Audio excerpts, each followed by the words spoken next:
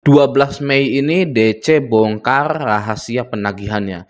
Nah, rahasia penagihan tersebut sudah saya kumpulkan dan akan saya jelaskan di video ini. Hati-hati bagi yang belum tahu dan sedang galbay di pinjol, Anda wajib simak video ini sampai habis. Langsung saja ya. Jadi, yang pertama itu ya, kebohongan yang pertama itu adalah menggunakan foto profil berwajah seram dan menakutkan. Gitu ya pastinya ya. Nah, di sini juga ada pastinya nih.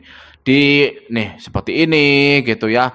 Berwajah-wajah seram mana nih seperti ini gitu ya, ini nggak bisa saya klik, nanti kalau diklik itu ya begitulah. Oke, nah seperti ini gitu ya, nggak apa-apa nih gitu, ini kan wah seram banget gitu ya, tapi sebenarnya ya pada kenyataannya konteksnya bukan penagihan sebenarnya ini ya, bisa saja yang lainnya gitu ya kan ya, tapi para DC itu nemu gambar-gambar seperti ini, nyari-nyari gambar di Google gitu kan ya, skenarionya itu sedang menagih ke rumah nasabahnya gitu, yang lainnya.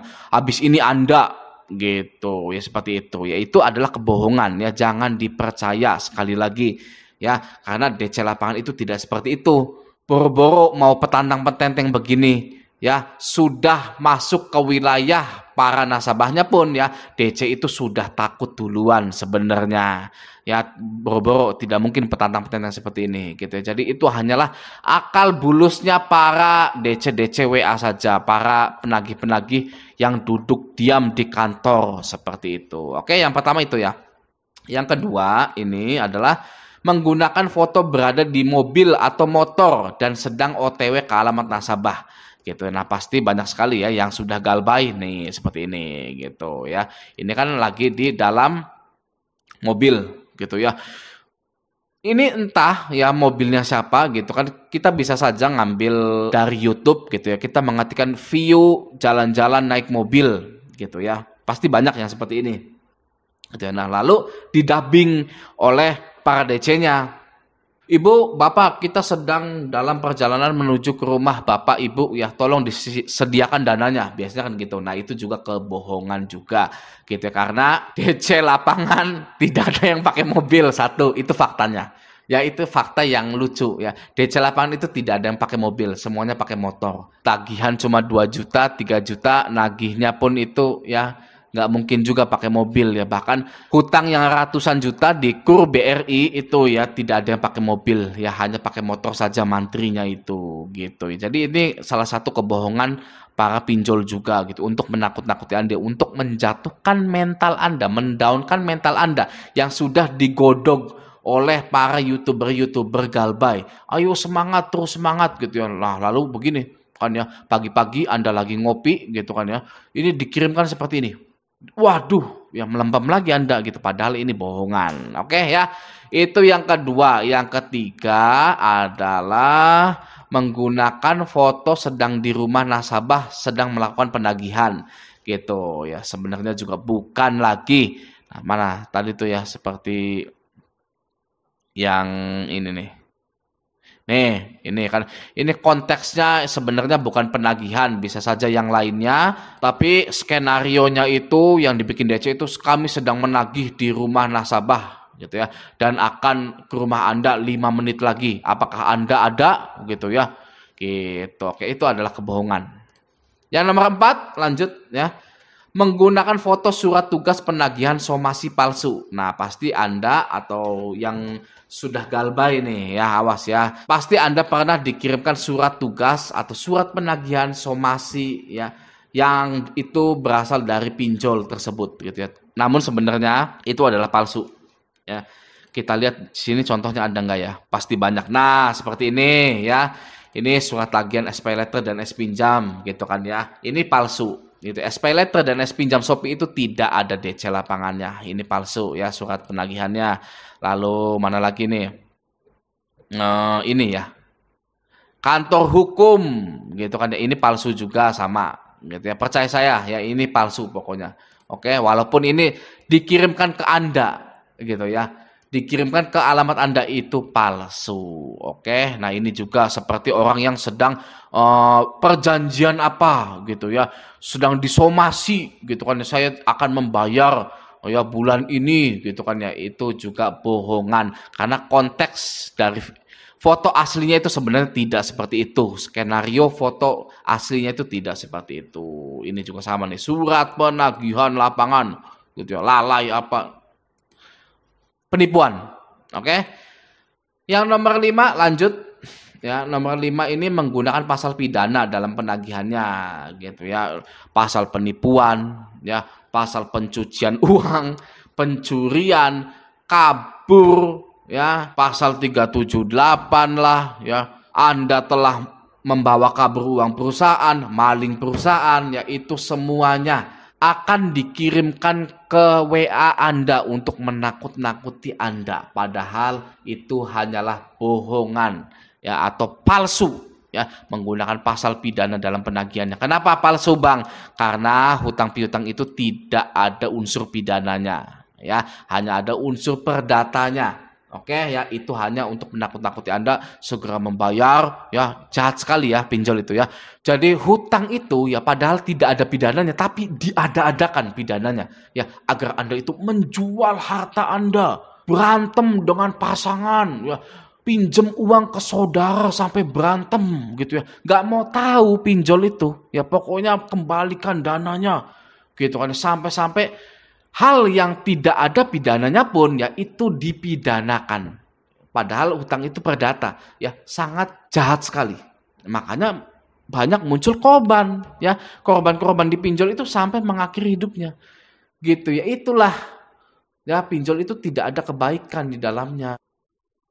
Oke, nah lanjut ya, nomor 6.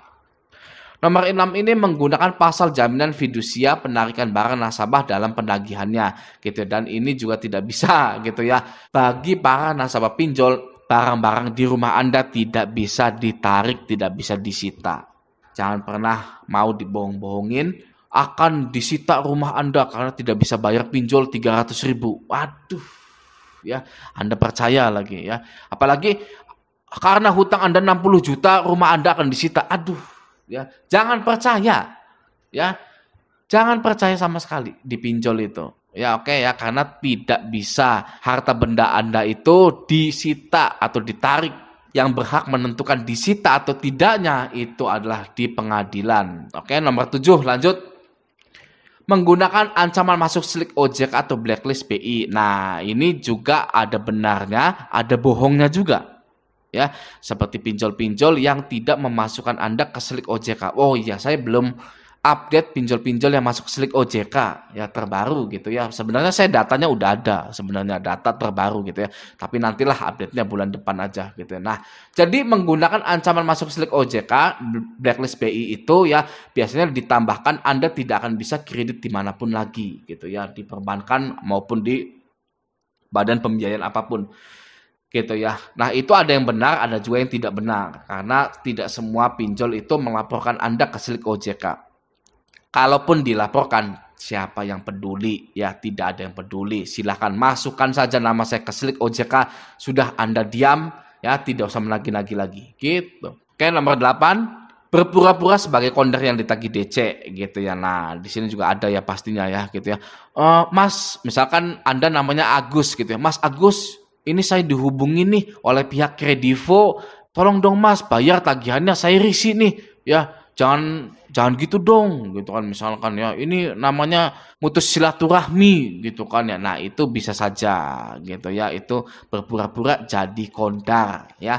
Anda harus memastikan nomor itu nomornya siapa, gitu ya. Oke, lanjut nomor 9 ya. Nomor 9 ini berpura-pura menawarkan keringanan potongan bunga dan denda. Saking hopelessnya, saking putus asanya para DC-DC ini ya, mereka itu sampai berpura-pura menawarkan keringanan atau potongan bunga dan denda. Padahal hal itu ya, potongan bunga dan denda itu perlu persetujuan atasan-atasannya. Gitu. Tapi ketika Anda belum galbay pun ya, belum galbay nih, mau galbay gitu ya, sehari sebelum galbay itu sudah ditawarkan keringanan potongan bunga dan denda ya, itu adalah tipu muslihat DC juga gitu ya. Saking desperate-nya, saking hopeless-nya, saking putus asanya dalam menagih para nasabahnya. Satu hal yang Anda harus lakukan adalah mengabaikan semua penawaran-penawaran keringanan, potongan bunga, dan dendanya. Stay galbay saja. Oke ya, karena sudah menelan korban yang banyak. Oke, nomor 10. Saya tulis dulu 10 ini ya. Berpura-pura menawarkan kenaikan limit pinjaman. Setelah dilunasi tidak bisa pinjam lagi. Boro-boro limitnya naik. Ya, Anda jangan tertipu. Oke, nomor 11. Berpura-pura mengantar paket dengan foto profil logo perusahaan kurir tertentu. Ini juga adalah manifestasi atau wujud dari keputusasaan para DC-DC yang sedang menagih para nasabahnya. Para nasabahnya sudah tidak ada yang balas. Nah, berpura-pura mengantar paket dengan foto profil logo itu juga perwujudan dari DC-DC itu sudah tidak sanggup lagi menagih Anda. Ya, lanjutkan galbainya. Oke.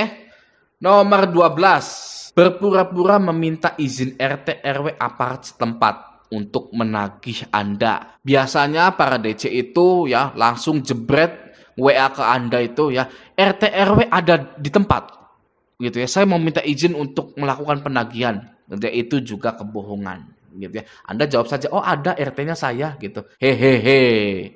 Ya, Anda bilang saja ke DC-nya, ada RT-nya saya sendiri, RT-nya kenapa emangnya? Gitu kan ya. RW-nya saya sendiri gitu kan ya. Anda mau ke sini gitu kan. Saya punya banyak anak buah nih ya. Di RT saya ini kompak tolak debt collector gitu ya. Jadi berpura-pura meminta izin RT RW aparat setempat juga adalah tipuan dari DC untuk menakut-nakuti Anda. Sangat jahat sekali. Oke ya. Nah, semoga video ini bermanfaat. Sampai jumpa di video selanjutnya.